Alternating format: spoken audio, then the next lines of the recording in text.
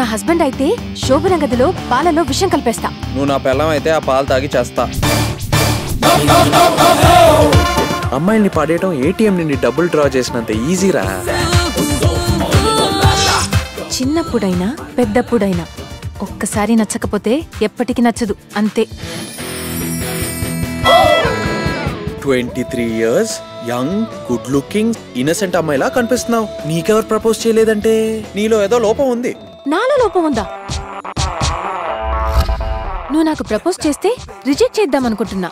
ఎప్పుడు చేస్తావు? I love you. నువ్వు నాకు నచ్చలేదు.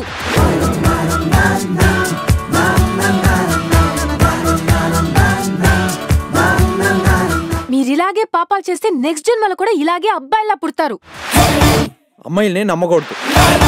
ఎక్స్క్యూజ్ మీ, నేను మాట్లాడేది మీ గురించి కాదు, అమ్మాయిల గురించి. మంచి ఫ్యామిలీ, కానీ వీడొక్కడే తేడాగాడు. తన స్వీట్ అండ్ సార్ కాంబినేషన్ రా.